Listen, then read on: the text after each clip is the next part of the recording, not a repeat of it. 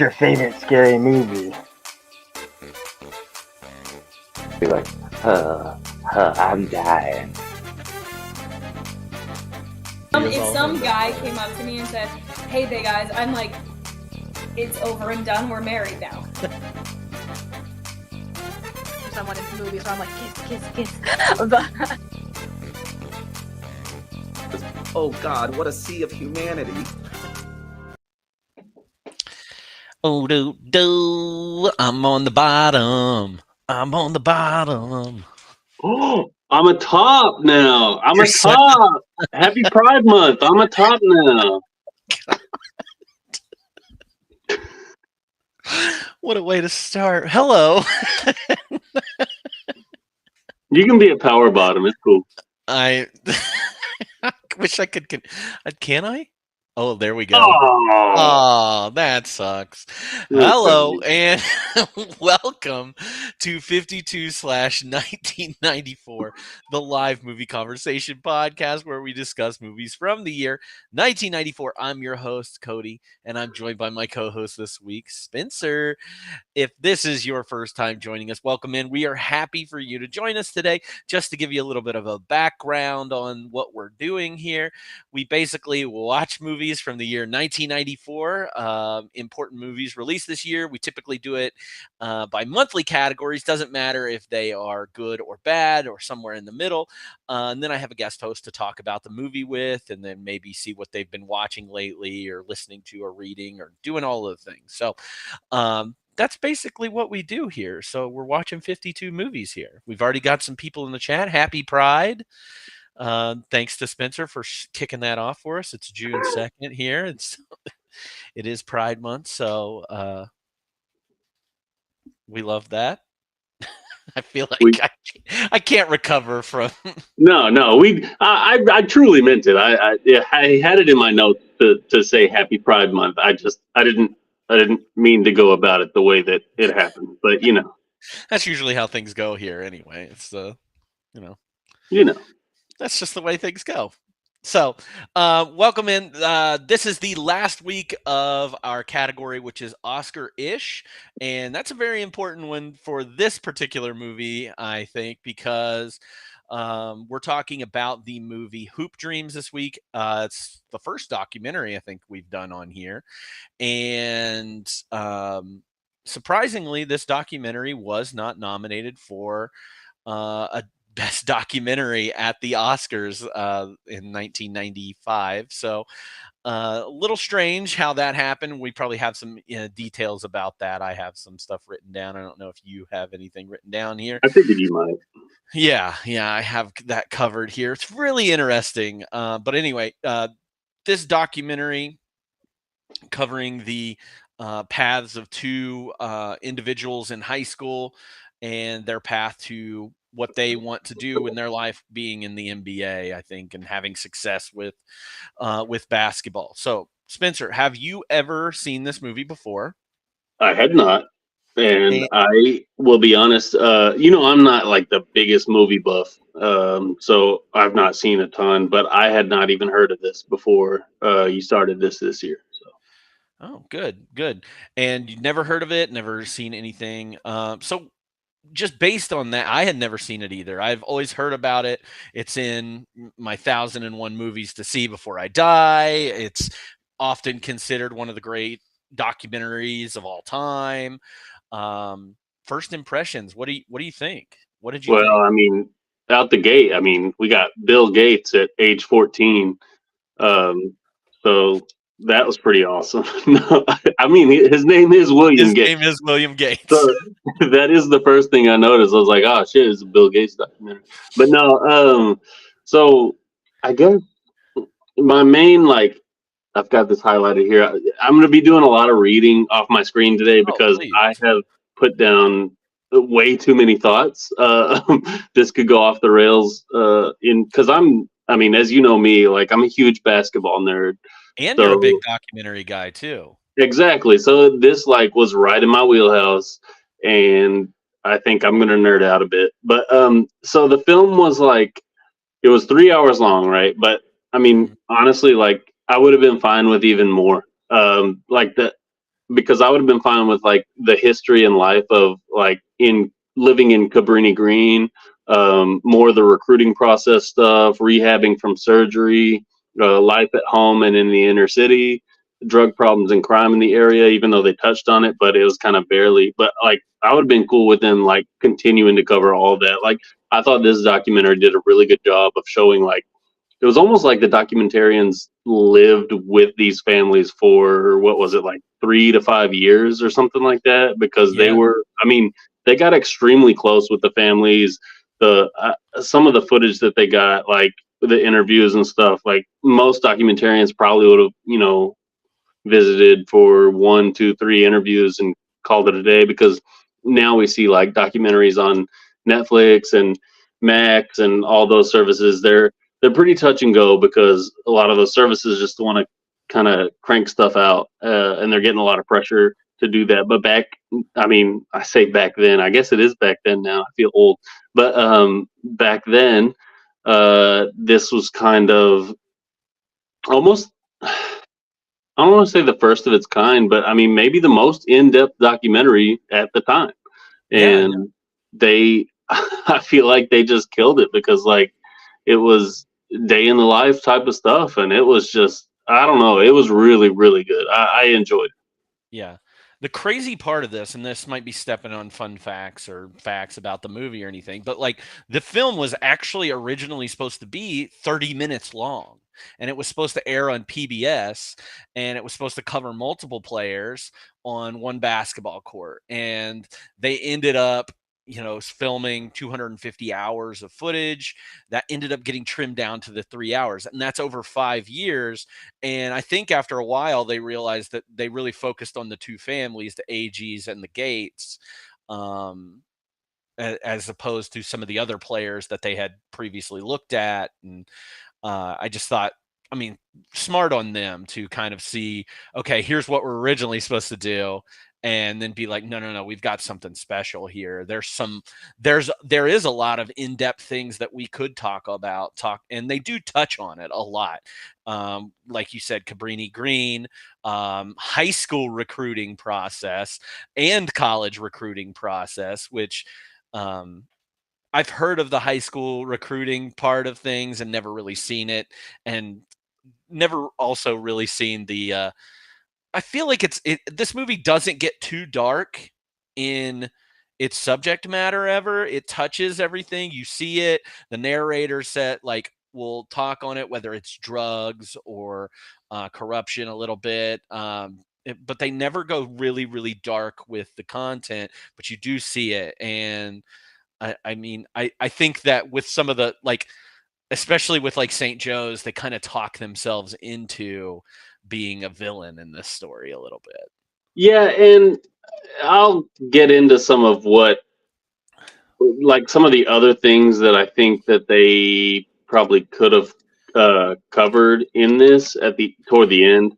But also, you mentioned the 250 hours of footage. Just to kind of jump to that fun fact, they actually spent 3 years editing down a first cut. The first cut was more than 10 hours. And then they went and cut it down to a 6-hour version, and then finally got it down to 3. So, I mean, I probably would have watched it, but nowadays, like 100%, this absolutely would have been a miniseries. Like, I was about to say, this is a TV show on Netflix. Yeah, easily. You see it now with, and hopefully I'm not stepping on your toes or anything like that. But like Last Chance U is a great example of what these kind of stories get turned into. Exactly. There's another one that's like Last Chance. Cheer is another example. Cheer. Yeah, I was going to say, let me go to it, because I know I had also mentioned, and I have a bunch, so you're good. One of them was also The Last Dance with Michael Jordan. So yeah, they 100% would have been a miniseries, and it would have been a great one. Yeah, and this is even pre 30 for 30 stuff too that ESPN started putting out. So this kind of explodes, I think, after this. I don't know.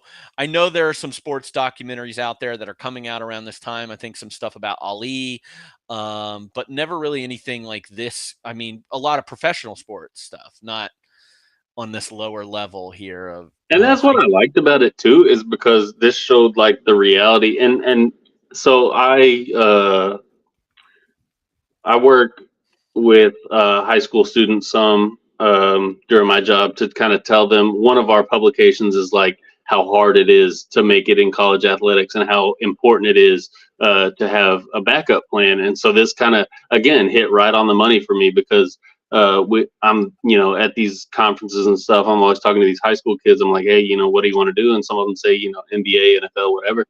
And I have to be like, here's realistically, there's a X, less than 1% chance that you're making it in the pros, and I mean, barely even making it D1. So here's some occupations that can keep you around, around sports. And this was just, just kind of a reminder of that because most documentaries, they probably would have latched on to people that made it, and if they didn't make it, they'd have been like, oh, okay, this documentary's done. They didn't make it. But I really enjoyed the fact that they followed kids who didn't necessarily meet their goals, but found themselves along the way. Yeah. I especially, we'll talk about it with like William in particular. I think is I'll introduce all the movie and everything, but like I found myself drawn to Arthur the most throughout the film, but I felt like William's story was not more interesting because they're equally good, but like I feel like William gets all of the thing. We'll talk about it. Let me go ahead and introduce this movie so that everybody knows what we're talking about. So again, this movie's titled Hoop Dreams. It came out October 14th of 1994. It was directed by Steve James. It was written by Frederick Marks and Steve James. The cast, again, we're focusing on not characters, real people. Two children, two teenagers, William Gates and Arthur Agee. And the synopsis for everybody is: every school day, African-American teenagers William Gates and Arthur Agee travel 90 minutes each way from inner city Chicago to St. Joseph High School in Westchester, Illinois, a predominantly white suburban school well known for its excellence of its basketball program. Gates and Agee dream of NBA stardom, and with the support of their close-knit families, they battle the social and physical obstacles that stand in their way. The acclaimed documentary was shot over the course of 5 years. Not a bad synopsis there. This movie had a budget of $700,000 and actually pulled in $11.8 million. So pretty great. Not initially either, because that opening weekend was rough, if I recall. Mm-hmm. This has a Rotten Tomatoes score. This is probably some of the higher scores we'll see this year. Rotten Tomatoes has it at 98%. IMDb has it at 8.3 out of 10, and Letterboxd has it at a 4.4 out of 5. Roger Ebert, if there are two champions for this movie of the critics, it was Roger Ebert. I know he's not your favorite. Roger Ebert and Siskel both loved this movie, were kind of the people that were pissed off that it didn't get nominated for anything, didn't win anything. But Roger Ebert says Hoop Dreams, however, is not only a documentary, it is also poetry and prose, muckraking and expose, journalism and polemic. It is one of the great movie-going experiences of my lifetime. And this is included in his great movies, books, and lists that he's created. He gave it 4 out of 4 stars. The only person I could find on Rotten Tomatoes that gave it that's the 2% of critics that made it not 100% was Daniel M. Kimmel of Worcester, of the Worcester paper or whatever it is in Massachusetts, I think. But Daniel M. Kimmel, we're coming for you, bud. I couldn't find anything. I couldn't find the article. No. I couldn't find the article, so I couldn't see why he hated it. He gave it 2 out of 5 stars. Later I'll talk about why I think some people could see that, because as much as I loved it, because it hit all my interests and all that, logistically I could see some things that people would disagree with. Yeah, I agree with you. Let me just stay there and say that I think that there's a lot, like, I went into this thinking that my mind was going to be blown away. And based on the ratings. Content, great. Everything's great. I don't have too many complaints about it, but I also wasn't like, this was it kind of thing. Yeah. This movie did receive 1 Academy Award nomination. It was for Best Editing. It did not win. I'll go ahead and spoil a couple things legacy-wise for you. Hopefully, this doesn't cause too much problem for you. Neither Agee nor Gates was drafted into the NBA. Gates played 3 seasons of college basketball at Marquette before quitting that program, but he did graduate from that university in 1999 with a communications degree. Agee went on to play at Arkansas State after transferring from, what is that college called? It was a JUCO. Mineral something, yeah. But he ended up playing at Arkansas State his final 2 years. And then went to the United States Basketball League, and then eventually in the International Basketball Association. I don't know if you did. I meant to look up their stats from their college years. Oh, I didn't. You didn't? Okay. Well, I mean, maybe we can do it later if we've got time. But yeah, go ahead. No, okay. There was an unofficial sequel that was not made by the original filmmakers called Hoop Reality. And it explores what happened during the decades after Hoop Dreams. Patrick Beverley, somebody that's still playing in the NBA, right? Yeah. Can I actually speak to that? I actually ended up watching the sequel.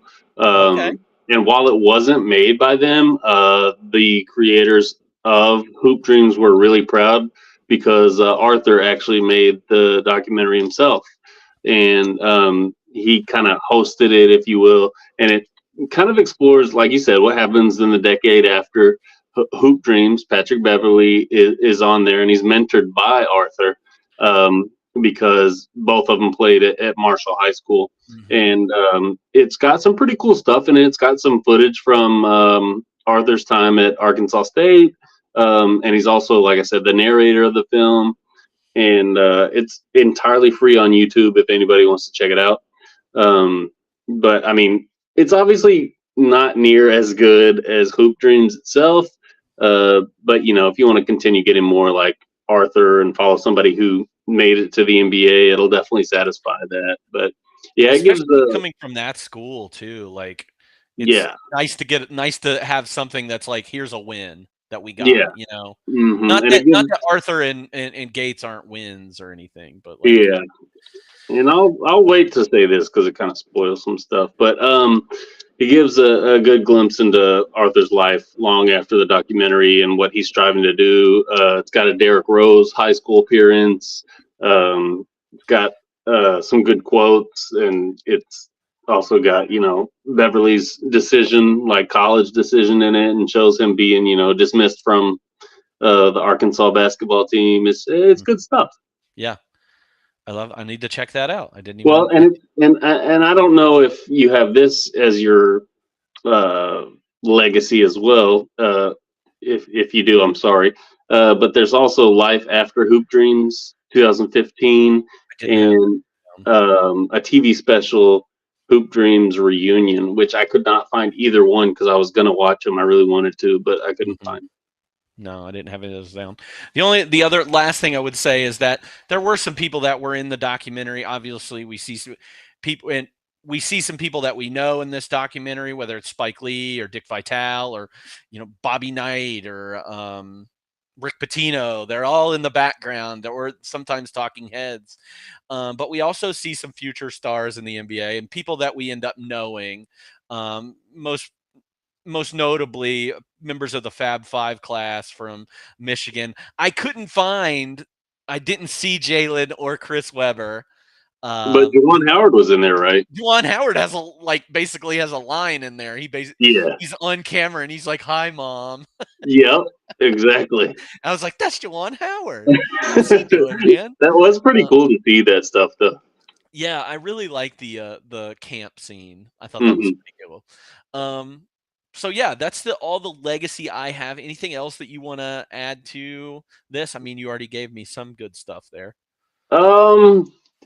Yeah, I got a couple of things. One, Cabrini Green in general, and I'll kind of address this later.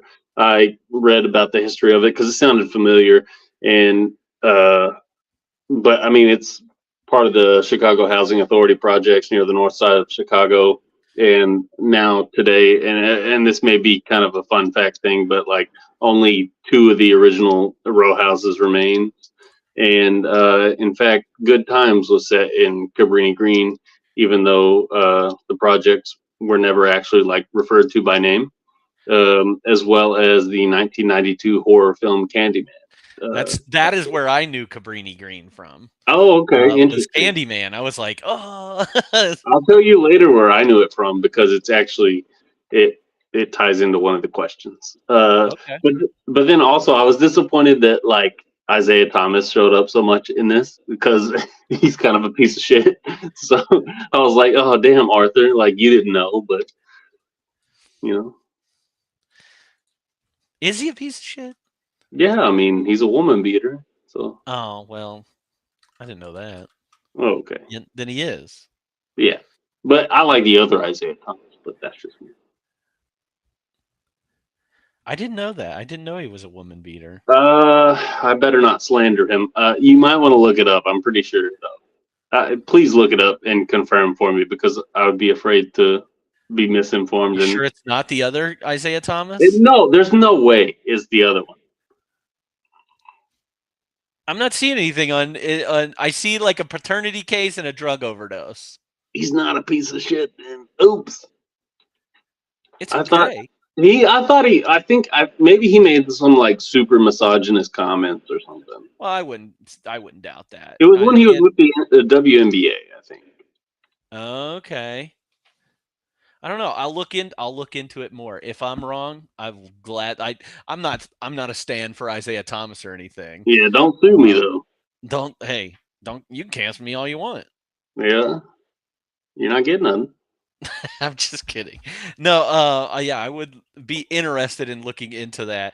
But I wouldn't be surprised if it was some Michael Jordan stuff that came out there and trying to slander. Allegedly. That's all we had to say. Oh, there you go. Allegedly is a piece of shit. You should have learned that from the Workaholics podcast. Allegedly. Back here. I need hey Spencer, can you look that up while we're fuck off, I'm on the show. All right, so let's dig into some of our questions. This is going to be a little bit of a different way that we're going to be talking about this because obviously there's not going to be, some of the times we have fun with our questions and stuff. In particular, we're not going to have any F, Marry, Kills this time around. I'm sorry. What's the show playing in the background, by the way? Power Rangers. I didn't have anything related. Not what I expected at all. Yeah, right now Zordon's dying, so I thought you were gonna have like Remember the Titans or something. I don't have it. I didn't have anything. I was like, I don't own any sports movies except for Varsity Blues. Except for that Varsity Blues is the only one I got. So you don't got Air Bud? No. Damn. I don't like Air Bud. I don't either, but I got it. Why would you like Air Bud? Exactly. Because it's a basketball movie. Yeah. I don't have Like Mike. I don't have Thunderstruck. I'm sorry. I was gonna ask if you had Thunderstruck. That movie's a little too late in the game for me. All right, let's try and break this down. Some of the scenes that we really liked. You're gonna have more than me. I don't know about that because all of mine are like little like moments, I'd say, like and maybe like character arcs too, because like the first thing I have written down was like Arthur's dad leaving the family and then they reveal that he was in jail. Oh yeah, well I thought he left his mom and then he comes back. So that one time Arthur is playing on the courts outside and his dad is there and the narration is talking about his dad's back but not really, and that's when his dad gets like on drug, or you see him doing the drug deal over in the court, but I don't think he was living with their family at that time. Okay. I wasn't sure about that because I mean he's like And that's part of what makes this documentary so real too. Is like he's there and then he's not, and he's there and he's not. It's just I don't know. That's real life. Like that happened. Yeah, So and you see it like kind of a change in Arthur's dad. Too, I think he finds God a little bit. I probably mhm. maybe from the prison system. I don't know if that's where he got into that, and kind of changes his life from that point on. But always has that edge to him because I think it's toward the end of Arthur's high school career when they're playing one-on-one versus each other. That's one of my And favorite scenes. I think. oh man, and I loved it. I was rooting for Arthur the entire Oh, time. of I was course. like, put that old man down, Bo's please. cocky ass, dude. Bo is cocky as hell. Like I see where Arthur gets it. Like I don't know. I liked it, but at the same time, you are rooting against Bo in like that kind of scenario. Yeah, so I liked Arthur and his family and that dynamic, and obviously like it's a complicated family life between him and his dad. And seeing those things happen like right in front of him while he's just trying to pursue his dream, and Arthur has some other people to rely on too in that family, not just his mother, who is single-handedly just taking care of this family with like Yeah. nothing, and You. then also taking in Arthur's cousins. That's right. Who has a child? Right? Is that right? Yeah, Shannon. Yeah, and Shannon, we learn later in there, like gets involved with drugs and stuff and ends up going to jail because of all of that. And it was, it's heartbreaking because that was the kid that was Arthur's age. They went to school together. That was his best friend. And even Arthur's like, I told him I wasn't going to get involved in that, and he shouldn't get involved in that. And it sucks because you also see why. Like, Yeah. Arthur gets to be on the basketball team and gets that structure and gets that stuff. And Shannon was, the coach even said, the lesser of two evils. Yeah, but yeah, you're right. Because Arthur gets like that chance of a future, and Shannon's like, well, what else am I gonna do? Like work at Pizza Hut for $3.35 an hour? Although it looked like a good time. They looked like they were having a blast. Yeah, but like, $3.35 an hour. No, yeah, but $3.35 in the hours in 1994 is minimum wage. I mean, and their children. Like, I mean, yeah. I made $5 an hour at Buffalo Wild Wings. Damn. He was balling. For 3 months. Hey, listen, not that we're sponsored by Buffalo Wild Wings, but they do have unlimited wings and fries Mondays and Wednesdays for $19.99. I just want to throw that out there. Getting sponsor. Let's get it sponsored here. Yeah, I did worked at B-Dubs. Let's not take away from the point that these guys worked at Pizza Hut. Did you wear the skimpy outfits too? At B-Dubs?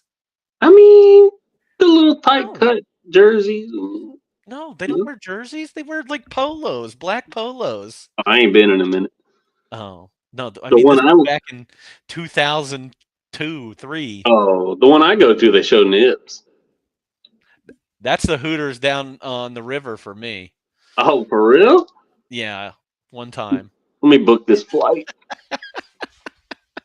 We're getting way off topic here, but no, I like that parallel of Arthur and Shannon, because it's also like a smaller parallel at Marshall of what Arthur went through with St. Joe's. You see William getting the opportunity at St. Joe's, and Arthur kind of cast aside, which devastated me. Yeah, and they're like, "Fuck your scholarship, like go back home."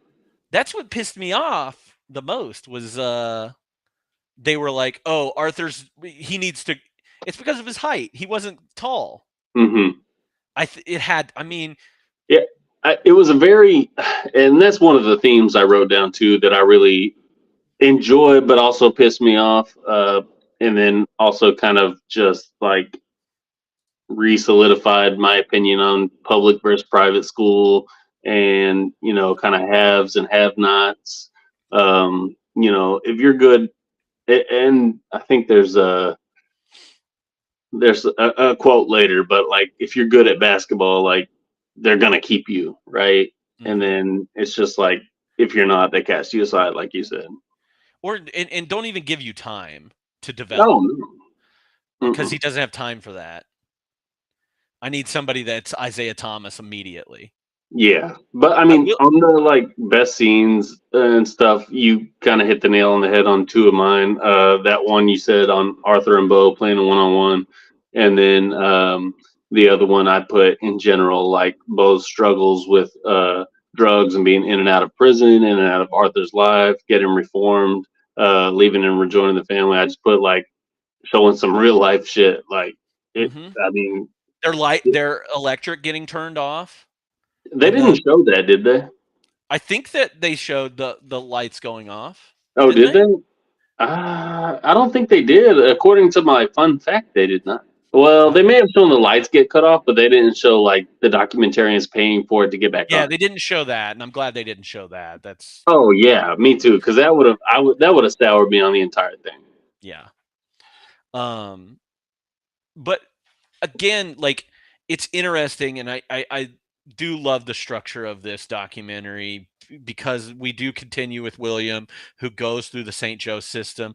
We see they're both academically. At one point, they talk about how they have like a fifth grade, sixth grade reading level, both of them, and their struggles academically. But then we see that William gets tutors. William gets opportunities because he's still in that private school and he has sponsors. He has all these things that are put into his life, and we see him rise in his education. Like he's getting, better grades, B's and A's and B's, and he finds joy in certain areas in certain subjects.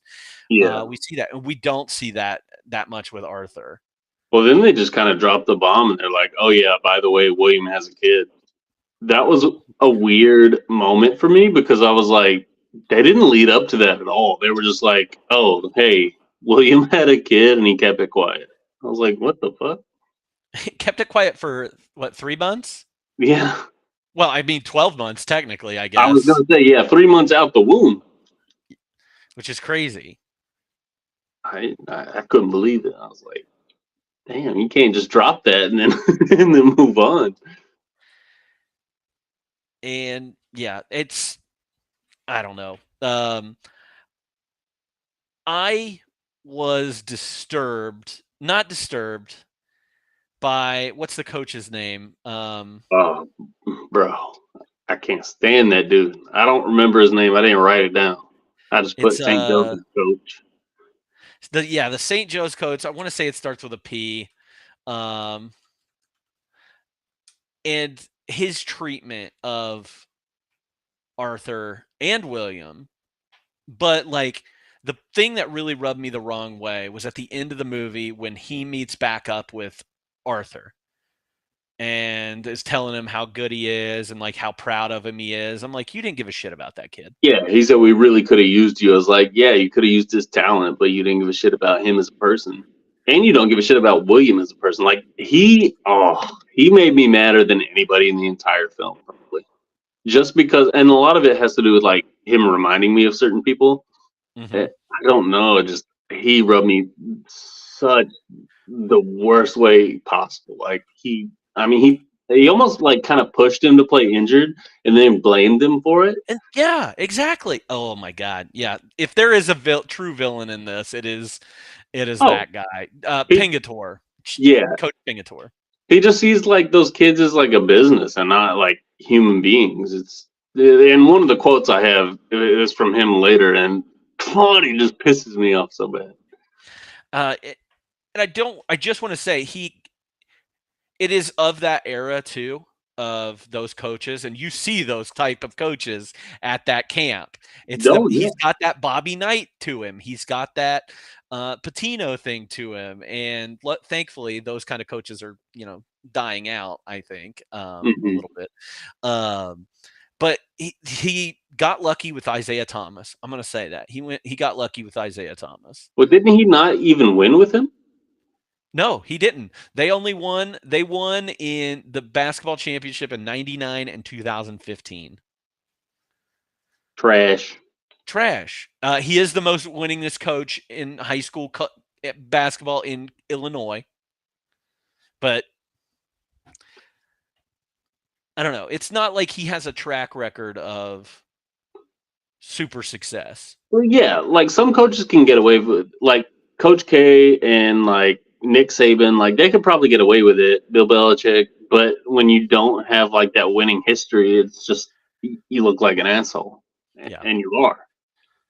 But yeah, he is I think he is responsible for William playing too soon, because as a kid, you have a responsibility as an adult, as a mentor of these kids, and that kid wants more than anything to be on the floor because that's his ticket out.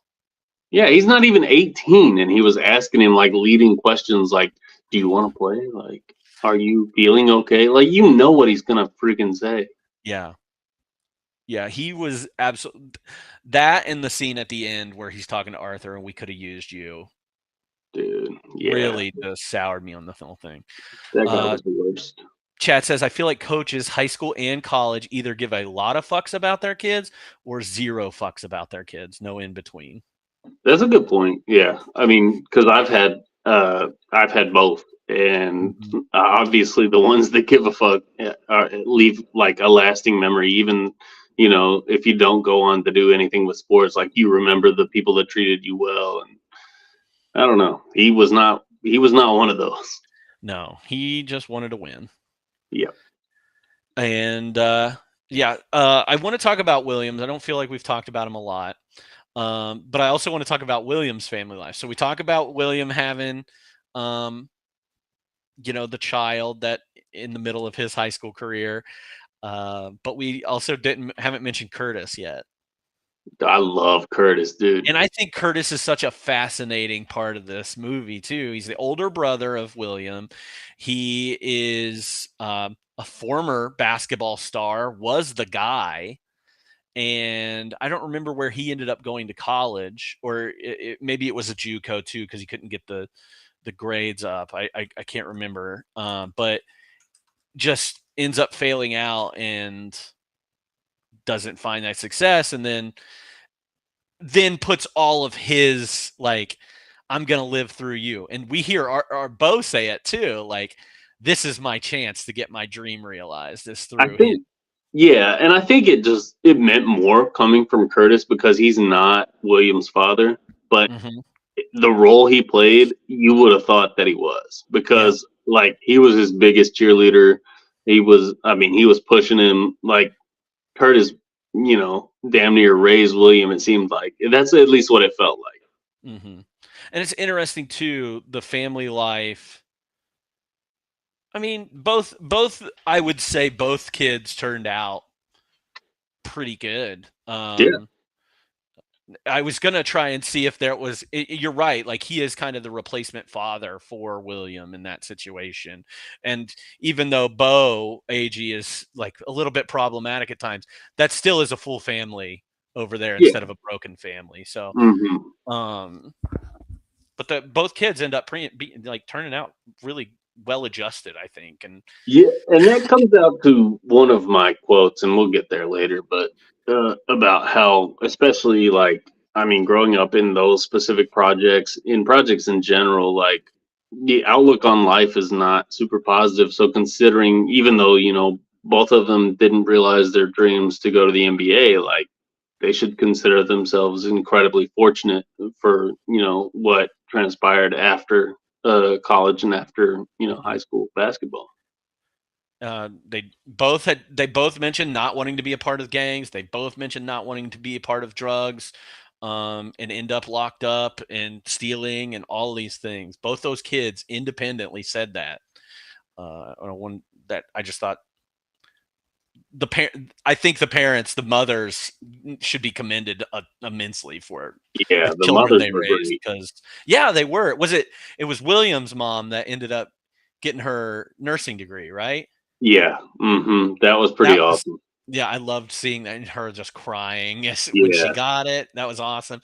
And Curtis ends up getting a job. Now that is through that. It's a little cringy because it's that like the sponsors, the white savior, the Tui family, kind of the Blind Side kind of thing in there. But like seeing William get that job because of Curtis's connections with the Encyclopedia Britannica people and hmm all that was cool. And I felt like it did lift up Curtis a lot. Yeah. And we don't hear too much from Curtis after that, I don't feel like. Yeah.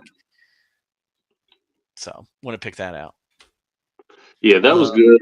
Another couple of scenes were kind of unrelated. Well, they were just specifically sports related. So, well, sports and medical, because I really enjoyed, as weird as this sounds in the whole thing, I really enjoyed seeing like the up close and personal knee surgery from William. I thought it was really interesting to see, like, because I've never seen somebody like, I don't know. You hear about athletes like getting ligaments repaired and taken out and replaced and stuff like that, but they actually showed it. And that was super interesting to me. And then also Marshall High School winning it all as like a major unranked underdog was like you couldn't have wrote that any better.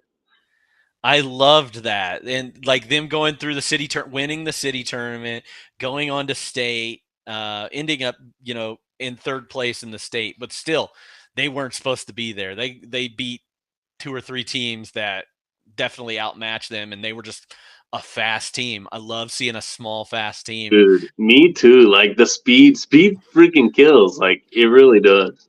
And unfortunately, they get stopped by that team at the end, who I think had an NBA player on it.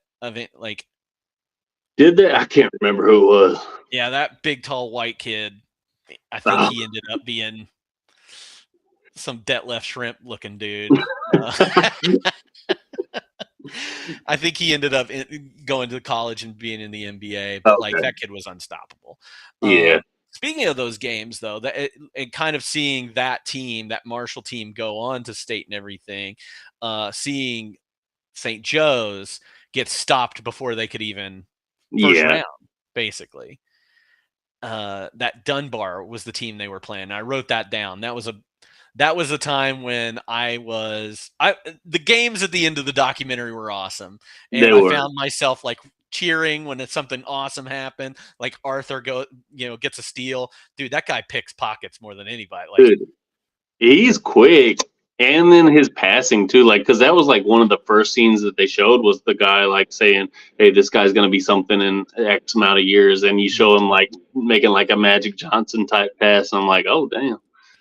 Yeah, but that Dunbar game, and you see William, who I'm pretty sure we've established is a good shooter, misses 2 free throws at the end to win the game. Dude, that crushed me so bad. I think that may be one of my not cry, but like sad moments. I was just crushed for him because after the game, it shows him like in the tunnel, like crying with his mom. I was like, oh god, because he knew it was over. And then we do get that rare scene of Arthur and William together. Yeah, I was actually kind of surprised by that. I didn't think that would happen. Mm-hmm. And like Arthur being like telling him he loves him too. He's like, dude, I know how you feel. I'm about to feel that exact same way. Yeah. He did say, hopefully we win or something like that. Of course. But he was like, I'm going to feel the same way here soon. It's over. And, for us. And he was crying, man, that was good. And they hugged. Yeah. I was like, God, I wanted these guys just to get everything in life. Yeah. Damn. But what other scenes you got? The only other one I have is, and this wasn't necessarily like a positive thing, but like it was interesting to see the recruiting process for college specifically, but also I had college visits as my next yeah, but it was also like infuriating because they were making promises that they clearly weren't going to keep, or like trying to pressure those kids into signing like right at that moment, which I know happens, but seeing it firsthand is a little bit different. Yeah. I mean, it ends up good for them. I agree with you. Like, it's like, hey, you better sign with us because what if Mhm. you don't get those offers? And we need to take, we only have scholarships for 2 people. Marquette doing this, and they're like, but if you are thinking about UK or Indiana or any of those places, we're gonna not give you our scholarship instead. So, Exactly. like, better sign with us. Mhm. But I did think it was weird that they were like, if you get injured, you're good. See, that's what I know is bullshit That's because got to be bullshit, right? no, they weren't honoring that in the slightest. Like that was all talk. Like they absolutely would not have done that. They would have kicked him to the curb and said, we got no use for you anymore, and there's nothing he could have done about They're unique too.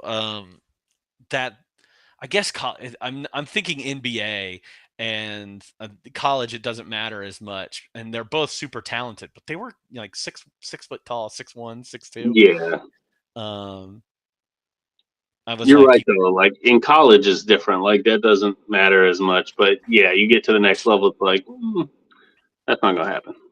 because I felt like William was short. Yeah. He shot up. He was taller than Arthur at the beginning of the movie, but he didn't grow no more. Mm-mm. And then Arthur got real tall. Yeah, I wonder if do you think the St. Joe's coach wishes he would have swapped? Like wishes he would have waited for Arthur? Mm-hmm. I'm sure. And can you imagine Arthur with the raw talent that he has being, not saying that the Marshall coach is a bad coach or anything, but No. have all those opportunities and things around him? Like Education. maybe Arthur does end up being Isaiah Thomas. Oh, for sure, yeah. But they gave up on him too early. Yeah. No, I like the college visits too. Like, I actually like the college visits. Oh yeah, yeah. Because it was so unique. Like, I liked them walking around campus and like William getting to see the court and everything. And they really do roll out the red carpet for these kids. Oh, 100%. Didn't he talk about like all the stuff they gave him and stuff? Mm-hmm. And then like you see Arthur's visit to Mineral whatever. Oh, I definitely got some notes about that because that pissed me off. I think that's my ridiculous what the fuck moment. Yeah, go ahead and talk about it since we're talking about. Because like they talk, they called it the basketball house, and I was like, wait, what? It's like, where the fuck are they? It's like a one-room house. It was what it looked like on the outside. With the where the only black kids at that college go. Yes, so Mineral Area College, and they had like particle board or plywood all over that. Like it wasn't even sheetrocked, and it was just like a real shithole. And according to the documentary, is like 7 out of the 8 black students that went there stayed there. And I was like, well, that's just modern day segregation. And I hope that school gets like absolutely slammed for it after this documentary. I didn't look into it, but they should because that was super fucked up. Well, I would love to see, and we get a little bit of this at Last Chance U in that documentary. You get to see a little bit of the JUCO programs. Cheer has it too, because it's a JUCO as well. But like, I would love to see more a documentary just about junior colleges and how they work and how they handle sports and athletics and the promises they make these kids. And I mean, they didn't do wrong by Arthur. But it is night and day, Mineral Area College and Marquette University. Yeah, that was eye-opening. It still pisses me off, but yeah. And have you watched all the Last Chance U's, including the basketball? No, I did not watch. I only watched the Oakland football season. Okay, it's some good stuff. Like you said, you wanted to see that, like especially the basketball one. I think you should take a look at it. It's really good. I was always told I watched the worst season, not the worst season, but not the best season of Last Chance U because I watched they had like the nice coach and oh no, you can't do that. Yeah, you want to see the mean coach. Yeah, you want to see the real stuff. Yeah, but I like the Oakland season. Any other scenes that you want to pick out? No, I think that's all I got. All right. I'll leave it in your favorite character, or is there somebody that's a scene stealer to you? No, I certainly did have this filled out. I put Curtis as a scene stealer. I just liked him, man. I thought, again, we talked about him being kind of the father figure. He didn't, his dream was cut short, but he's the biggest cheerleader for his brother. It was nice to see. He was super hard on him, though. Yeah, well, he was, but I mean, that's what older brothers do. And so it's kind of that older brother father figure mix, I felt like he was proud of him, but he was also super hard on him. Yeah, I think when it was all over, at the end of the thing and everything, he was very proud of him. And I think it was at the end of the Dunbar game when he complains about the refs. Yeah, like, man, yeah. I was like, that's a good man. That's a good dude.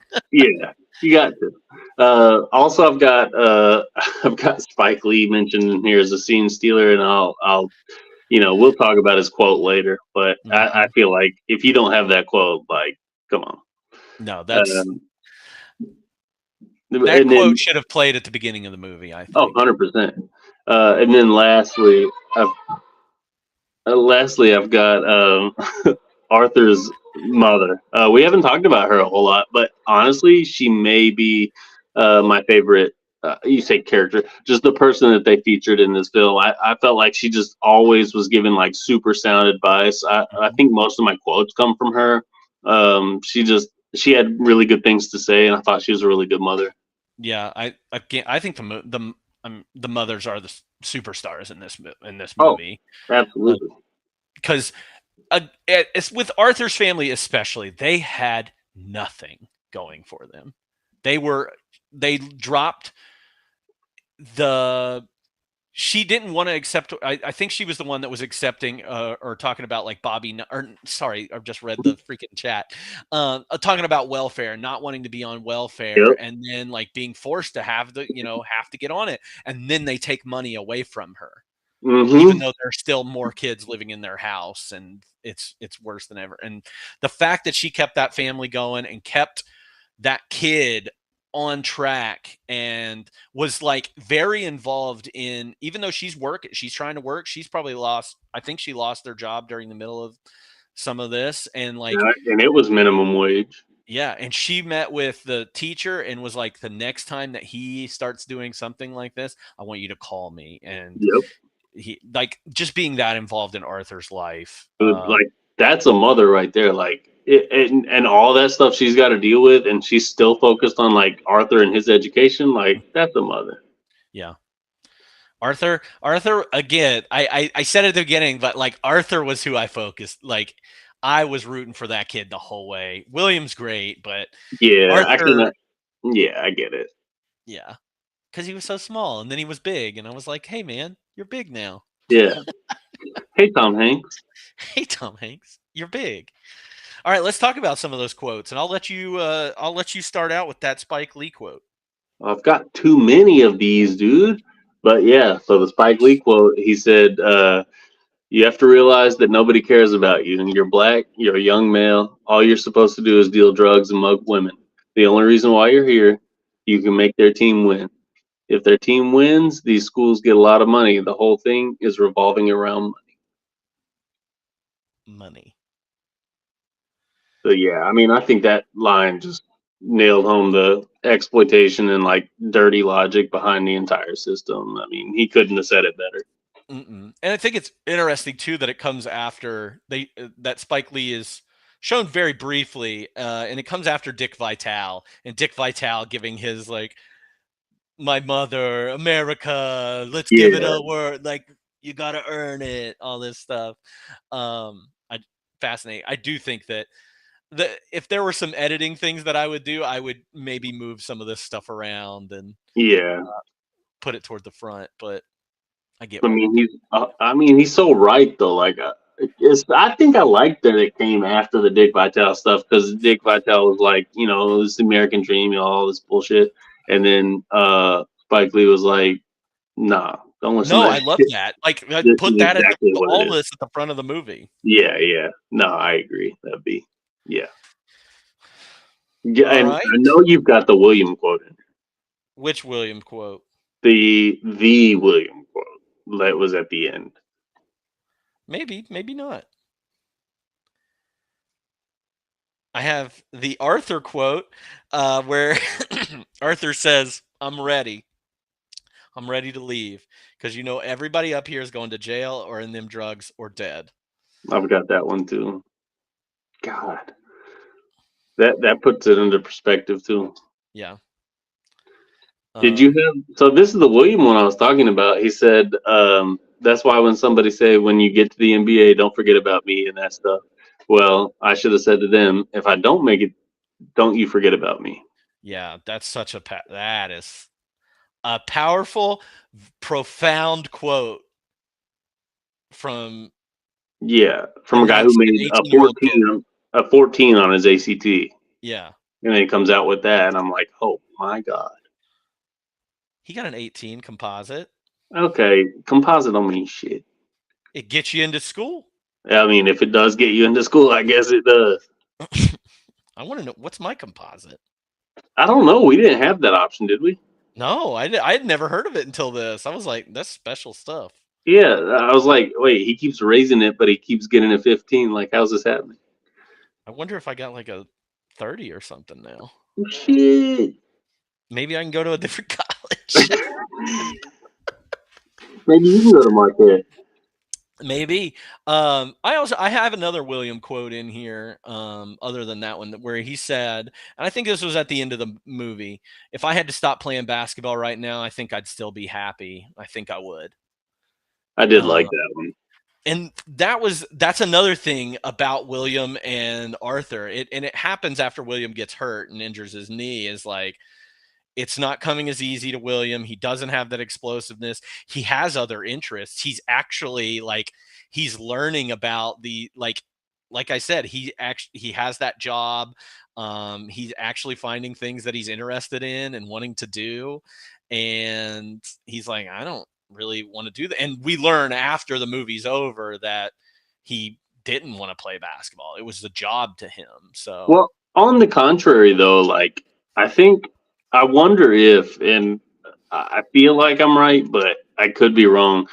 I wonder if like the entire St. Joe's experience soured him on basketball in general, because I feel like if he would have played, let's say he would have took Arthur's route and either, been dismissed from St. Joe's or played public ball elsewhere, would he have enjoyed it more? Was it, the coach, the atmosphere, the people you were with? And it was like, because that's not him. Yeah, I agree with that. But I'm thinking like the education that he got at St. Joe's. Yeah. And the time made him also like realize there's got to be more to this too. Yeah. And one of the things, and this goes into my next quote, was him not really having anybody to rely on at St. Joe's. So my next quote, he said, when I had some real problems, I couldn't go to none of them about it. Was having some problems with Catherine's family and my family. And I said, Coach Pingatore, they finally been getting on me about, I'm not doing this, I'm not doing that. And the only thing that Coach Pingatore said was write them off. That's what he told me. And I was like, what kind of advice is that? So I was like, yeah, he had nobody, like no, I don't know, authority figure to kind of help him with anything, any of his feelings, regardless of basketball or education or anything like that. He can talk to them. That's the only thing that William gets, though, is the education part of the is the only positive I feel like that St. Joe's gives him, because he doesn't get the I'm sure he had friends at St. Joe's, but you're also going to school where you are coming from a place where 99% of everybody looks just like you, to a place where you are now 1%, the 1%. There too. Again, just another thing why he would be happy or be soured on the experience. Well, that's kind of what Arthur said too. Arthur was like, I'm around all these white people. I don't really know, how to deal with this, but I'll get through it. One thing I did like or notice too is when Arthur went back, or he went to that game, he went to the Dunbar game at the end. where William misses the 2 free throws and everything, and he sees all his friends from St. Joe's, and he was, dapping him up and was cool with them and cutting up with them. I like that. Yeah. And I wonder if like people pay attention or they just kept in touch, or I don't know. Yeah. I mean, probably now that he was good, they were like, oh. Or maybe if they found out that, hey, a documentary crew is following around Arthur. That's got to have a big part to it. Yeah. I wonder what that was like for them. Yeah, because being kids is like almost like I'm famous now, or like I'm Well, trying I to think get I there. saw some quotes around that after, like, I knew I was good because they were following me. Yeah. Like, I knew I was better than average because I had these people following me. So that added to it. I could see that. If people would just follow me with cameras, maybe I'd be better at things too. Well, No. No. What other quotes you have? I'm out of quotes. Okay. I've got 3 more. One of them was, and I'm not going to say the whole quote, but one of them was the talent scout at the end talking about how he had a bitter taste in his mouth. People accusing him of taking youngsters into the city or from the city, taking them to St. Joe's. And it's like, I get it.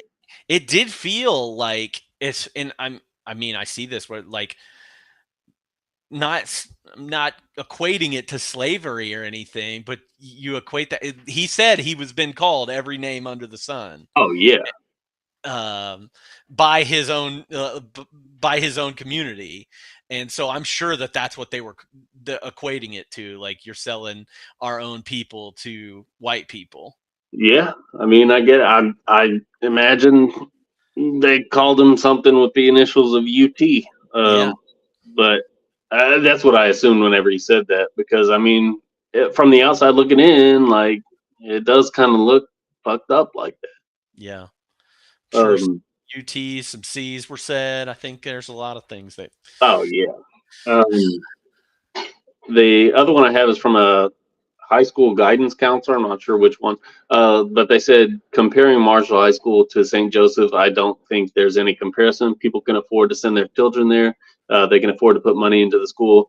Once they walk in those doors, they walk in there to get that diploma and to go on to college. Whereas our students, if they get out of high school, a lot of them, it's an accomplishment. And I thought that really put it into perspective. And kind of to piggyback off of that, one of the shitty things that the St. Joe's coach said toward the end was one out the door, another one in it. And I was like, fuck you, dude. Like, you piece of shit. That to piggyback off of that, the scene that, and maybe you have this somewhere else, but the scene that you just reminded me of is when Arthur's family has to go back to St. Joe's in person to pay off his tuition, or else they wouldn't release his transcripts to the other school. I absolutely hated that too. And like, the AG family is sitting there like, anything you can do for us would be great. We can pay this, we can pay this. And that financial advisor or whatever is not empathetic toward them at all. And is awkward. And like when Bo is hugging him, it's just awkward. And like, why are you doing this? Just pay your fucking bills. Like, and we won't ever have to see you again. Exactly. Another kind of enlightening moment with Arthur's. I'm gonna have to have you explain that here in a minute. SIP. But Arthur's mom said he's a great kid, and some kids don't live to this age. She said that's another thing to be proud about. It's his 18th birthday. He lived to get to see 18, and that's good. And I'm like, damn, like that's harrowing to hear. Like, you're just proud that they made it to 18 years old. Like, that's still a kid. Like, shit. That's pretty rough. That was. Ugh. I forgot about that quote. You're right. Arthur's mom's the best. She is. She rocks. Let's Jay all over your bees. That's from Always Sunny. Oh, I should have known it. Yeah. Oh, I Jail feel of like your bees. I know. I Bees. remember it now. Okay. Oh my god. Do I have to pee so bad? But Go I don't. pee. But I'm not bringing you Do with me. not bring me with you. Okay. After these messages, we'll be right back. Okay. I'm sure he has some other quotes through this. If anybody in chat watched this movie, I know it was a 3-hour documentary. I know that's not for everybody. But if you have anything in chat that you know that we haven't talked about or you want us to bring attention to, please go ahead and put it in there. Who would win 1v1? That's a great question. And I think Spencer will have a take on that. But I think that Arthur would win 1v1 against William but I would want to put like sophomore William against senior Arthur to see how that would go. But I think Arthur would dominate. What do you think in chat? Do you think Williams got him? So, because I don't know what please means. Yeah, Arthur's busting that ass. I can take them both. Someone Okay. says. I don't think Joseph's taking anybody. taking them for drinks, taking them for William all day. Okay. I think you're right. I think sophomore William has a good chance, but I think senior Arthur. I mean, senior Arthur was good. And I'll talk about it later, but like, I feel like Arthur was kind of a better. If you're posing this question as 1v1, I think Arthur is a better 1v1 type of guy. Because I mean, we see him with Bo. Williams not that guy. Williams kind of a team, a team piece. And I think that also goes to their school styles too. You're coached under Pingatore, and then the other coach is under at Marshall is more. Let's see what they do. But I think the Marshall kids had more fun. And oh yeah, we're good. I don't know. But they also understood, who to get it to in a time of need. Like they got to get it to Arthur, because I mean, if they wouldn't have, like, if this was like AAU, it wouldn't have happened.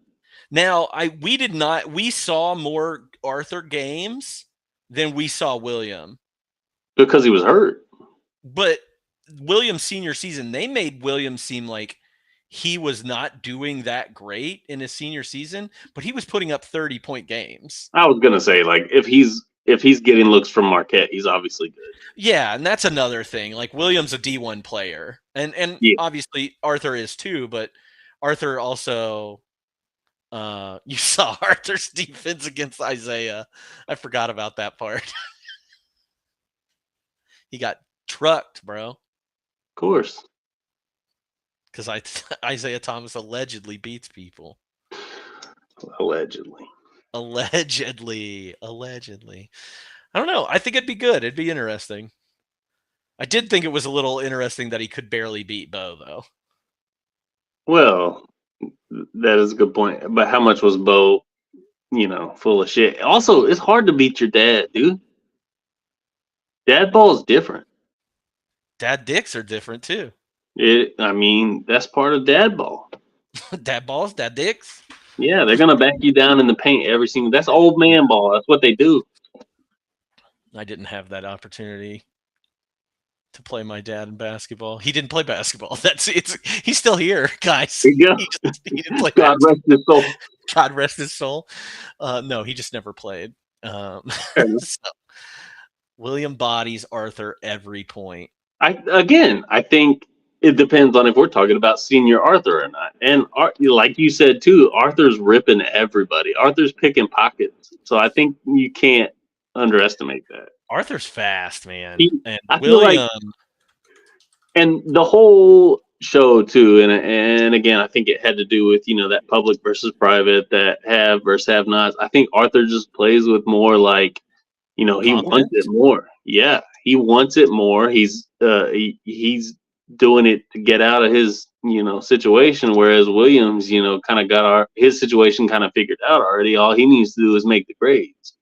Also, again, William is 2 inches shorter than Arthur at the end of this. Like, They have a podcast? they have a podcast together. No way. We should have invited him on Holy shit. Why did we not? because we don't know them. You don't. Oh, well, get him back on here. I'll do another one. Maybe we should do a follow-up. Damn, I didn't know they had a podcast. Yeah, reach out to him. That's your job. Then what? But then we can ask them about who would win in 1v1. I bet they've played before. I bet they have too. I want to know his stats at Marquette. It's boring. Look. Fair enough. Okay. All right, they might think the same thing about yours. Oh, that's mine. All right. Biggest laugh, cry, scare, or thrill? I've already covered these. I've got 3, but I'll just hit them real quick because we've already discussed them. William missing those 2 crucial free throws. The recruiting process and disingenuous recruiters. And then, oh, no, I guess it's just 2 because it was just that. Because I was like relating that to also St. Joe's. So. Mm-hmm. What about you? I covered mine pretty much before. I like, I think that the cry is, oh man, when William's mom gets her diploma or her That was good. nursing degree, that was pretty awesome. And I don't know, I think William's last game is pretty heartbreaking and sad. And his mom hugging him, and he's got these tears down. That was pretty hard to watch. So, the ending, bros. I mean, that's part of the ending. All of that, I think. Super sorry, bros. Most what the fuck or ridiculous moment for you? I already discussed this as well, and that was easily the basketball house. The basketball house? Yeah, that's pretty bad. Mine was Arthur getting kicked off of St. Joe's. Oh, yeah. That was pretty shit, too. I get that. Yeah, that was pretty bad. Best music moment? We'll probably have some stuff to discuss here. And if Steven watched this documentary, which I'm assuming he has, I think he will probably have a lot to say. But this music in general seems so out of place. It was definitely the least favorite part of the film for me. Hoop Dreams. No, not even that. It was the smooth jazz for me. It was. Oh yeah, there were some weird music parts in this. I was like, this is not a noir film. Like, what is happening? I don't know why they didn't just like stick to early 90s hip hop or like something instead of like this how it's made as music. Like it was. I mean, half of it was 90s hip hop. Not the one. Not what I would have thought of. I mean, I think you had guys from like Digital Underground. Humpty was in this. In some of these songs. I get it. I would have just chosen different. Hoop Dreams. No, I would have just chose different. But the jazz, absolutely not. I don't know. I think if you watch some of Spike Lee's films from maybe the like early or the late 80s, early 90s stuff, there's some jazz in there too. But it probably at like correct times. This is a documentary. Like it's not. The time I didn't like it was when William was at the camp and they were like blaring it over his interviews. It was like I don't know. I hated it. I thought it didn't make any sense. I was shout out to Ben Sidran for a great soundtrack score. No, fuck Ben Sidran for the terrible soundtrack score. Come at me, bro. I loved it. All right, let's move on to fun facts. Wait, not most dateable? I didn't have most dateable. I'm sorry. I picked Arthur. He's a handsome man. He's He's a handsome little boy. What you gonna do? This is awful. This is why I did not put those categories in here. Happy Pride Month. Because no. What? Well, okay. All right, let's talk about fun facts. Hold on. I got best performance? No? I don't have that. I must have deleted it. What would be the best performance? Oh, I just chose Arthur's mother just for being a good mother. Yeah, they're not acting though. Yeah, well. I see that you skipped the recast. Yeah, this is not a recast. You don't have Hey, actors. This is where I went on the biggest tangent on my notes. Okay, go for it. Okay. So I know you can't really like recast people right here, but I'm giving some that I think would have made good subjects for the time periods. Does that sound fair to you? Go for it. So in 1994, which I mean, it really would have began as 1987 based on how long they would have had to film, right? Mm-hmm. So I picked like, how many did I end up? Oh fuck! I'm so sorry. I'm so sorry. So I said you could either do Larry Johnson, Alonzo Mourning, or what I've really got here is Mahmoud Abdul Rauf. And so he was born. Let me just read from his wiki. He was born Chris Jackson of in Gulfport, Mississippi, the son of Jacqueline Jackson, raised in a single-parent family along with his two brothers, Omar and David. And just, I mean, this is good documentary stuff right here. Childhood was characterized by poverty, and there was times when he and his brothers were not able to have proper nutrition. Abdul Rauf missed the 4th grade and was later placed in special education classes. He had a moderate form of Tourette's syndrome, a condition that went undiagnosed until he was 17. Having never played an organized game, Abdul Rauf was discovered by a middle school girls coach in Gulfport, Mississippi during lunch period on the playground. And in his first game, despite not knowing the rules, he scored 24 points. And he is also perhaps best known for the controversy created when he refused to stand for the Star-Spangled Banner before games, stating that the flag was a symbol of oppression and that the United States had a long history of tyranny. He was ultimately suspended for it, but then came to an agreement with the NBA that he would stand up but keep his eyes toward the ground. After his NBA career, he moved to Florida after his house in Mississippi was burned to the ground in 2001 due to arson, and nobody was ever charged. So that's the first one I've got. Mahmoud Abdul Rauf.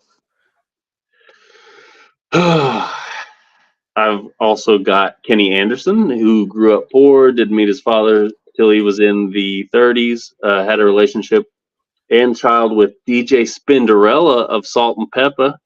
I've seen DJ Spinderella. She's dope. So he also filed for bankruptcy in 2005, despite earning $63 million in his NBA career.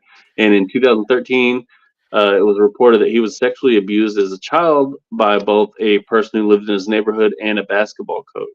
So I think that would have been a good documentary subject as well. Let me continue. This is long. So that other guy, I figured out Howard Nathan was the guy. It wasn't the white guy that I thought it was. Played at Manual High School. Maybe that's the team that Arthur beat. Oh yeah, I think you're right. No, there was some tall white kid that dominated Williams' team. You can keep going. You can keep researching as I absolutely keep going. Rattle through this bullshit that you hate, I'm sure. I found it fascinating. That would have been a really good documentary, especially about Raheem. Like that would have been good. Dude, I'm saying. Rucker Park athletes in general, you know Rucker Park, right? In New York. Okay. So I think like the athletes that came out of there in general would have been really good. Rafer Alston was one of them. I'm not gonna go into his stuff. There. Have you really? Yeah. Fuck NBA off. Street, baby. Shut up. I hate you. One of them was they can barely hope to contain us. So check this one out. Conrad McRae. So 1989 which would have fit the timeline. A McDonald's All-American at Brooklyn Tech, McRae was the number 28 pick of the 1993 NBA draft. He didn't play in the league, but earned his nickname at the Entertainers Basketball Classic up at Rutgers. McRae had a history of arrhythmia and died while running wind sprints on the first day of practice for the Orlando Magic Summer League team in 2000 at age 29. That would have been some shit to cover in a documentary. Any relation to Butch McRae? Nah. So Kareem Reed, that name will sound familiar to you. No? Who? Kareem Reed, R-E-E-D? R-E-I-D, played at Arkansas in I only know an R-E-E-D. 1994. He's a national champion. Played at Arkansas. So another one, James Williams, 1987. Although he didn't play college basketball, one-on-one specialist. Oh wait, although he didn't play high school basketball, Williams did earn his keep at Medgar Evers College in Brooklyn. The Bronx native is a one-on-one specialist, which we talked about earlier with, Arthur and William, and can defend players of all sizes. Spent some time in the CBA and with the Globetrotters before adding to his legend by winning Last Man Standing, a street ball competition for charity at MSG in 2007. And then last for that old time period would have been Juwan Howard, who we talked about. So not only was he at that Nike camp, he's also from Chicago.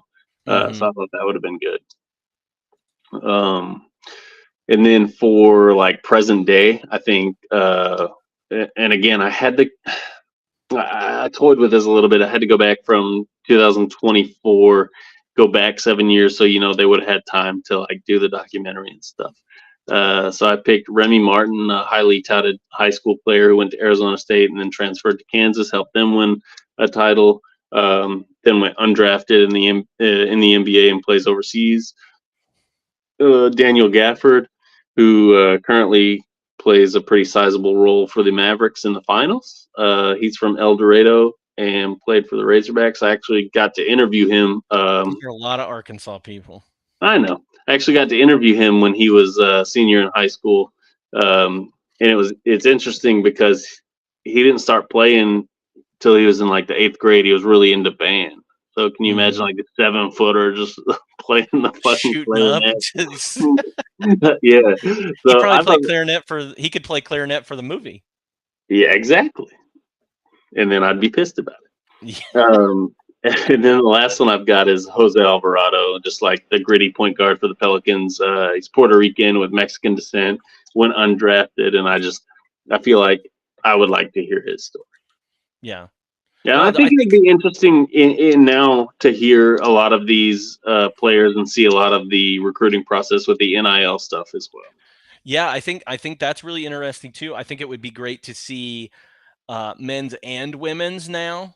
Would be very cool, and to see how different it is of how they do the recruiting process and how selective they are. Yeah, I think it's on Disney. There's a documentary following Caitlin Clark, Camila Cardoso, and one other player. And I was trying to watch it with my son the other day, but then they just started saying fuck and stuff. So thanks, Don Staley. Oh well. But maybe that'll give some insight to it. Yeah, that would be interesting. I would like to see more documentaries made about this, and again, not just like the Last Chance U kind of stuff. Like, that is good. That is good stuff. I really like that part of it, but also I think it would be interesting just to see I don't want to say normal process of it. Yeah, I mean, but like an everyday process. I think that the NIL stuff really brings out a lot to the recruiting process, and I'd be surprised if anybody let anyone film all of that, though. I mean, who cares now? I want to know how much William got paid by Marquette. Oh, yeah. Did he say something that he did get? Oh, he joked. He was like, "Where's the money?" I think there was some truth said in that. Yeah. Because I heard that too, and I was like, "Oh shit!" Yeah, that would have been bad.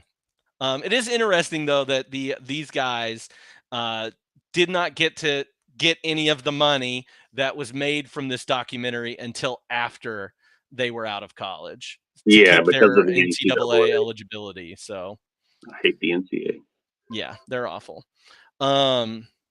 Speaking of people not wanting to be filmed, St. Joseph's filed a lawsuit to prevent the film from because they were told that it would air only on PBS, and they accused the filmmakers of misrepresenting and defaming the school. Two sides reached a settlement, and the filmmakers created an academic fund at the school. It's horseshit. That tracks so hard for St. It Joseph. does. It does. Also, really interesting part about how this did not get nominated for an Academy Award.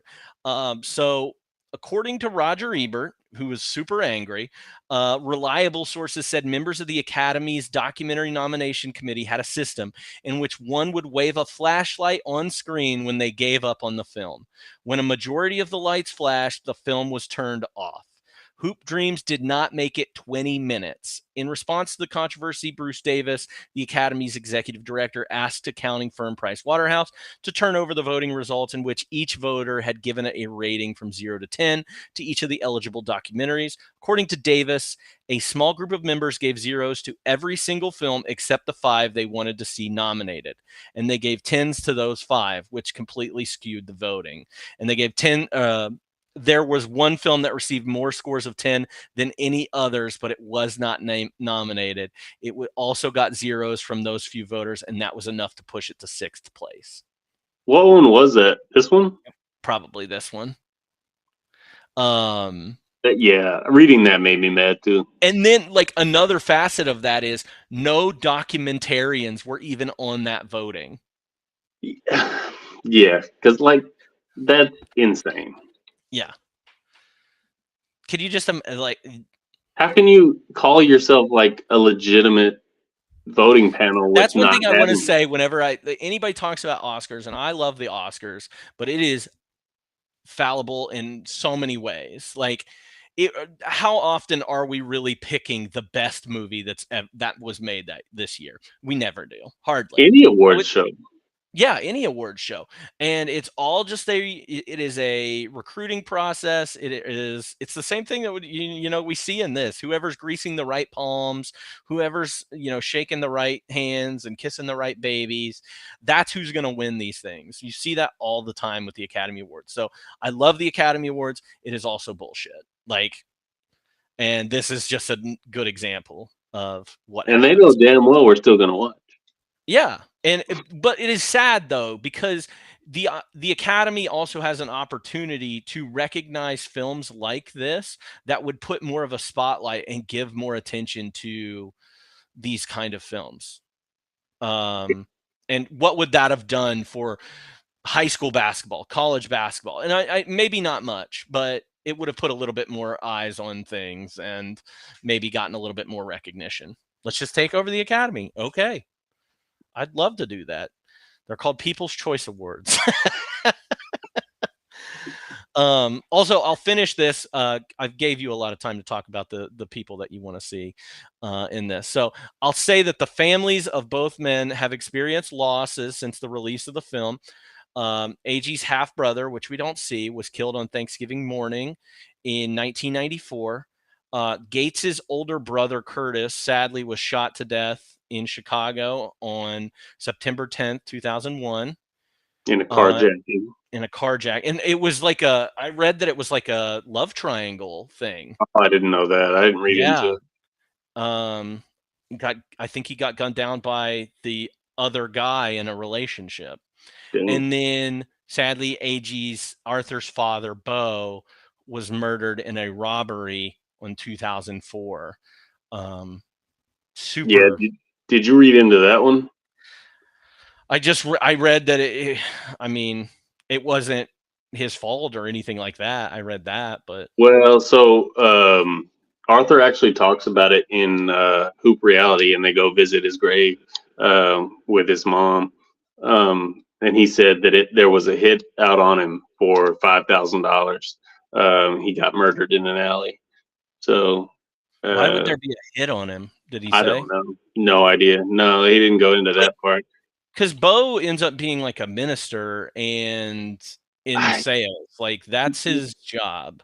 I would have to assume it dated back to before that time, Mm-hmm. if I had to guess. And then also in 2009, at a 15th anniversary for the film, just to kind of piggyback off that, Arthur did tell the audience that like 10 of his friends from the film had died. Mm.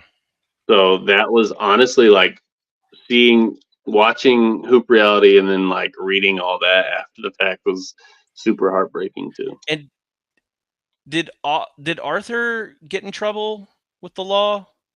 Not that I saw.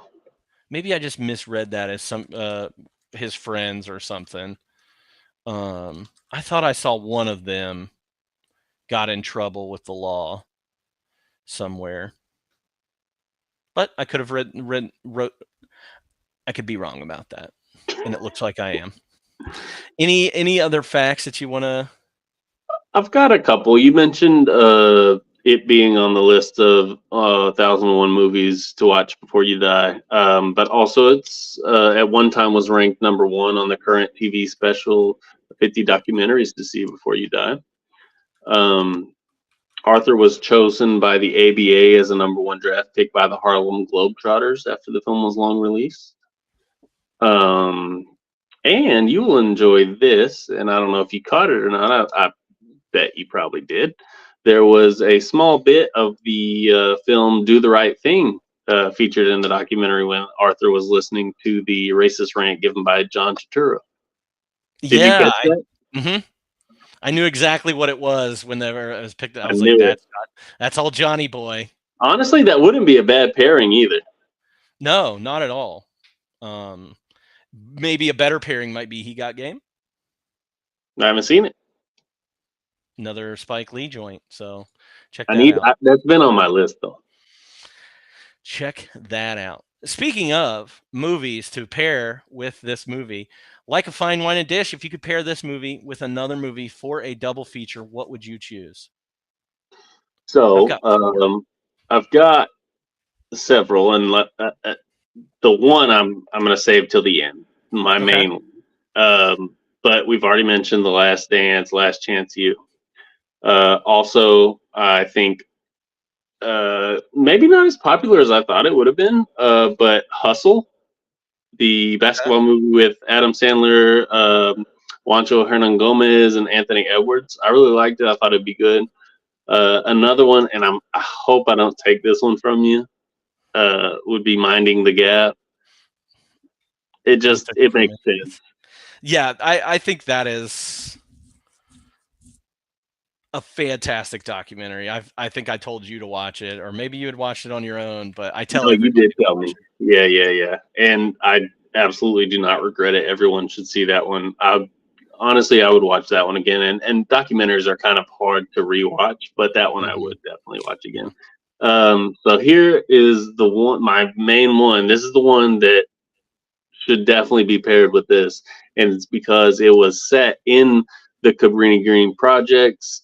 It's a sports movie, and it's Hardball. And I know I've talked about it before. I love Hardball, but like being set in Cabrini Green and like just showing, the crime and drug use in the area, the shit that the kids have to deal with, like it's the perfect pairing. Like I feel like you couldn't go wrong watching Hardball right after this, and you'll cry. Yeah. Oh God, you'll cry. You'll cry so hard. G baby. God.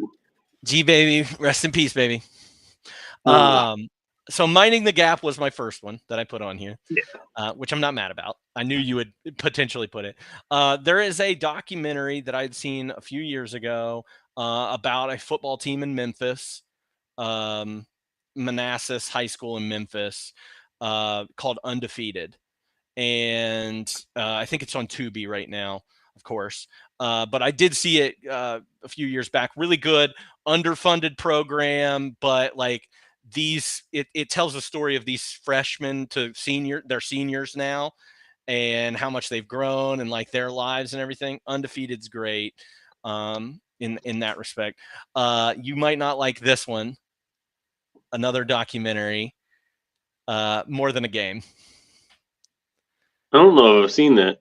That is about LeBron James and his Fuck. team. Okay, you're right.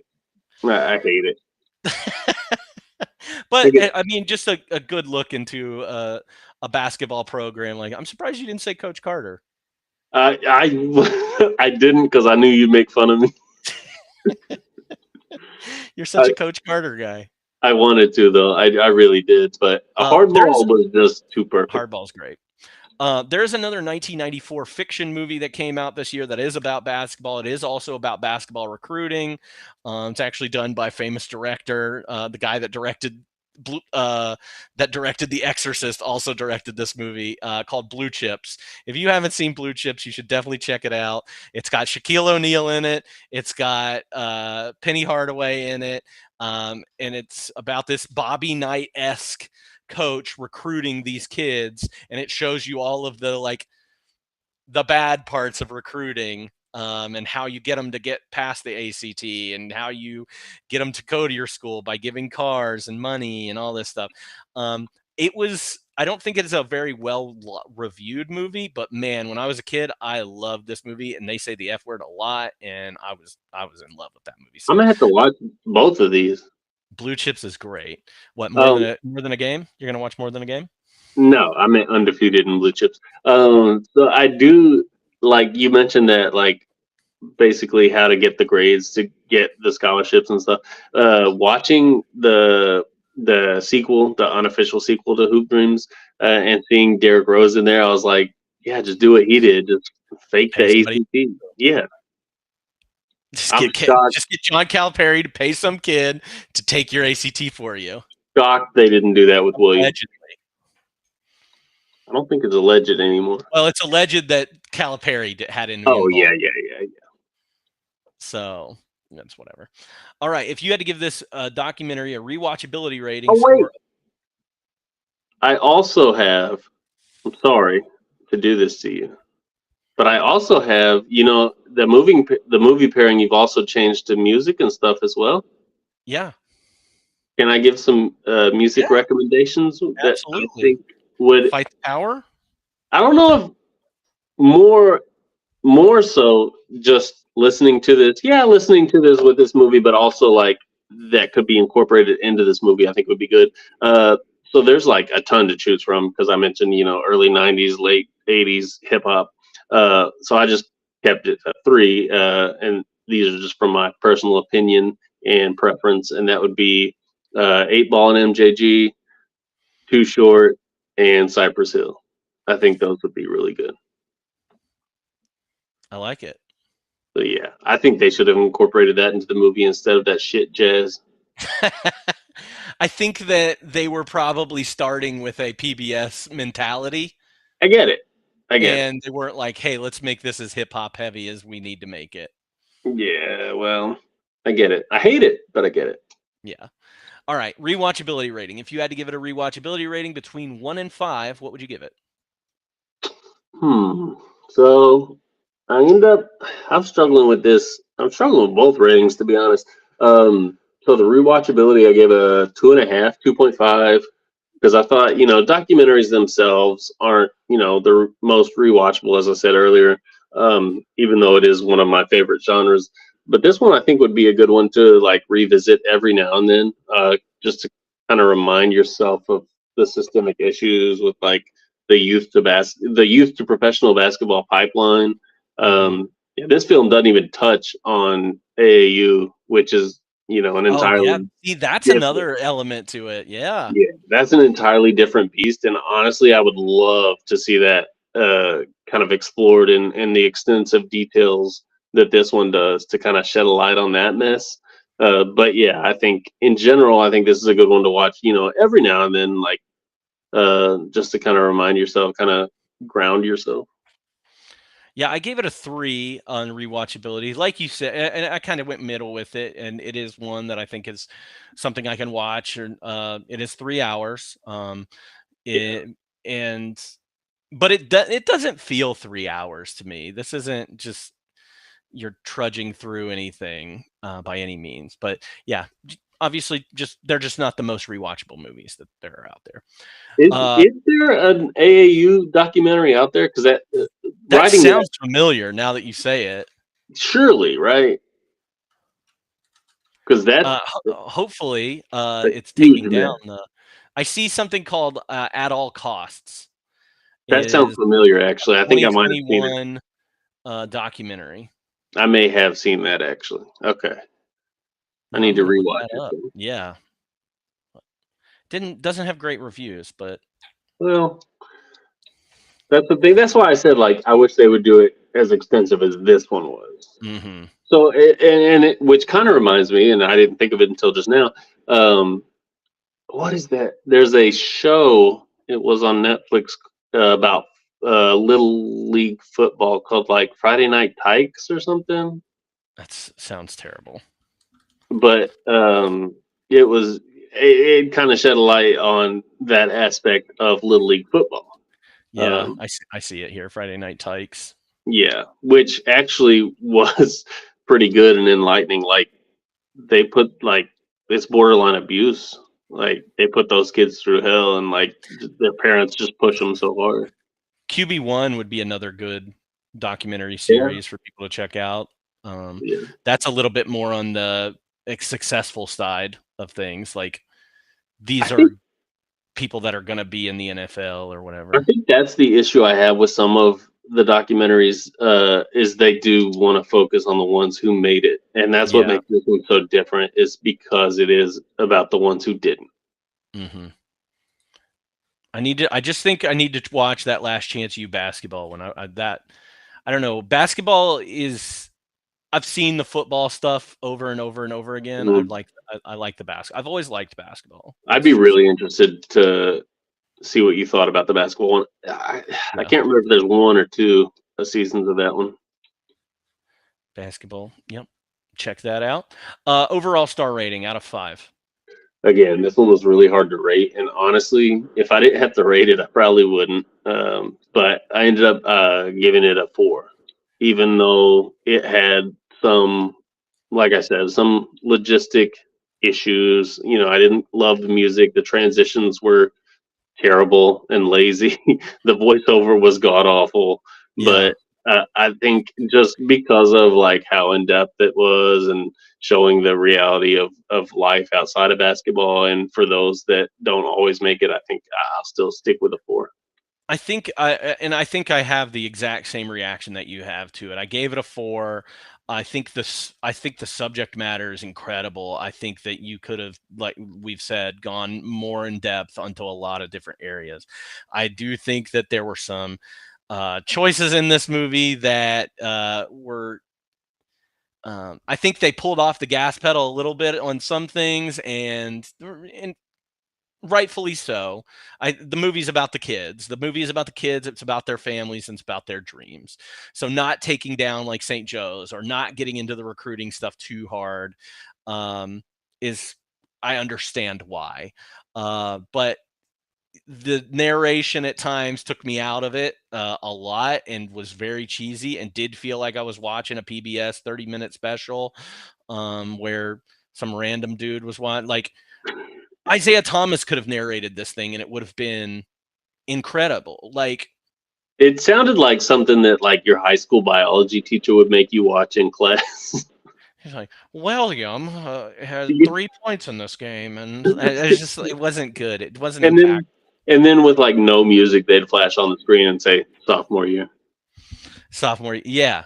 There were some things that I did not love, but overall, I think this is a great documentary. I don't know what was nominated this year for documentary, but this one definitely should have been given a fair shake anyway. And a lot of times when I was thinking about both the music, the transitions, and the voiceover, I wondered if I would have felt differently in 1994, because I'm not sure that a whole lot of documentaries had really been done this in depth. So I probably would have felt a lot different.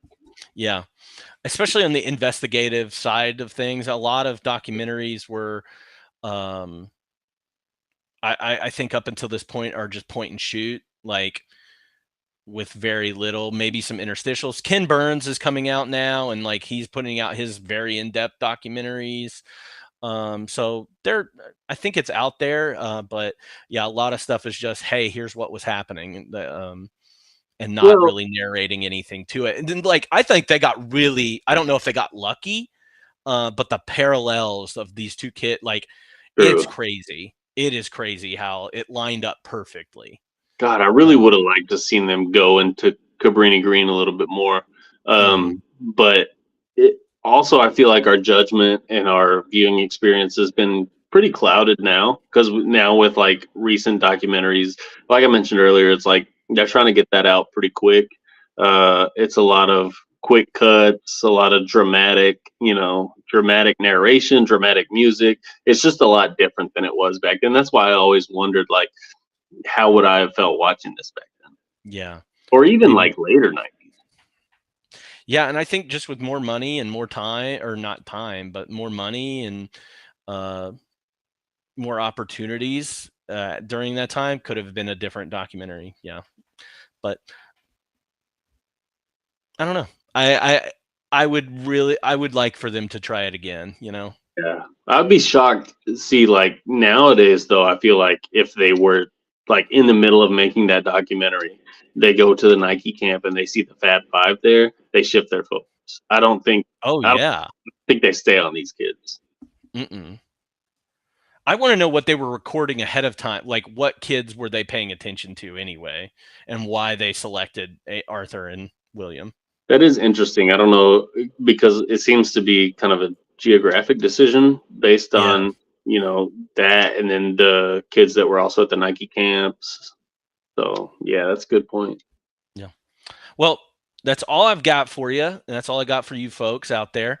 Spencer, thank you so much for watching this movie with me. Whenever I was choosing the movies this year, I knew that this one would be a good one for you, and I'm really glad that you got to watch it with me. So thank you so much, and thank you to everybody that participated in chat and watched the movie as well.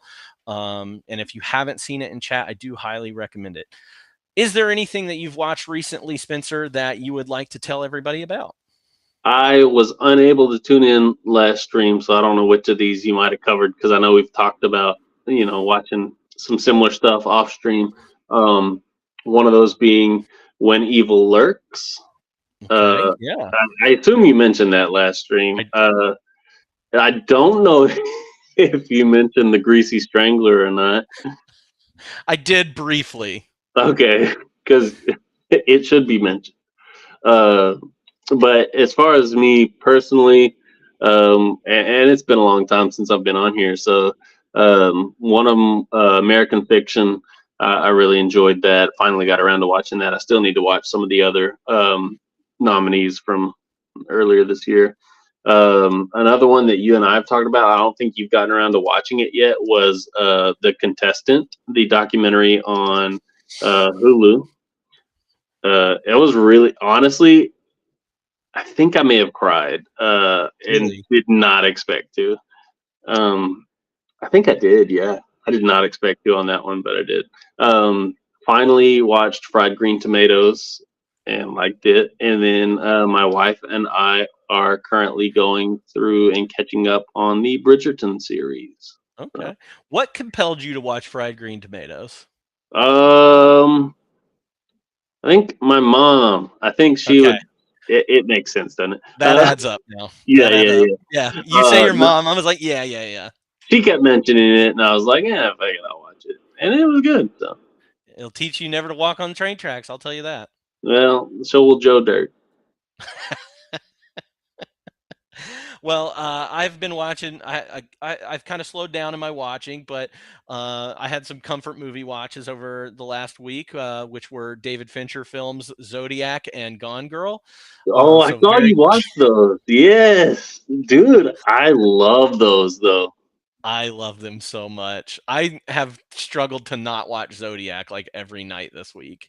Zodiac's fantastic. I love Zodiac. I need to go watch that one again. It's up there for one of my favorite movies of all time. I also watched this interesting 1968 movie, and this might, zone some people out here, but it was called The Swimmer. And the whole premise of the movie is about this man who just kind of shows up at a neighbor's pool party and finds out that if he swam the length of his pool and all the neighbor, he could swim a river of swimming pools to his house. Sounds kind of interesting, but you find out more and more as he swims through these neighbors' yards and everything. It's very existential. It's very like midlife crisis of this man, and there's some trauma that he's gone through, and you learn more and more about it until you get to the very end, and then you find out so much about this man. I do recommend it. It kind of, I mean, it's not amazing in like filmmaking style. It is kind of 68, like. I would say like 68 is kind of when movies started to embrace these ideas, and we get a little bit more interesting films, and then we get our boom in the 70s. I don't know what it was on. I think it's on a bunch of stuff, honestly. Prime, I guess, is what it's on. Okay. But yeah, 68, Burt Lancaster, he's pretty good. It still has those older elements. So if you struggle with watching older films, like some people I know, it could, cause you some issues, but I really enjoyed it, and it kind of surprised me. It snuck up on me and ended up being a lot more gut-wrenching than I thought it was going to be. So does he wash himself off or dry himself off in the car wash after every swim? No, it's no Greasy Strangler though. Everybody needs to watch the Greasy Strangler, by the way. At least everybody needs to watch it and talk about it. Oh yeah. Yeah, you might not like it, but yeah. So great. Thank you, everybody, again, for your support. If you're new here, drop a follow and go to all of my other socials, especially the Discord there, so we can build up some conversation, talk about movies that we're watching, not just during the stream and everything. And maybe we'll flesh this out into some other areas that we like to talk about. Maybe we, tool this into a sports talk or food talk or books or music or any of these kinds of things. So we're still looking forward to doing some of that stuff. So definitely drop those follows there. And I do thank you for anybody that has supported the stream, whether it's with bits or support or subscriptions, things like that. I do thank you so much for those. Next week's movie, we will continue. We are going to be doing it on Sunday at 5 o'clock. And next week's movie will be Speed, starring Sandra Bullock and Keanu Reeves. And we've moved into a new category for the month. So this is Lights, Camera, Action. And it's all action. Keanu. We're going to have all action movies this month. So looking forward to that and the next 4 movies for us. So it is currently streaming on VOD unless you have other ways of watching things. I'm very sorry about that, but I'm sure you guys can find some magic way to watch things if you don't want to pay $3. But I look forward to watching that with you all and talking with you all next week. Thank you all so much. This has been 52/1994.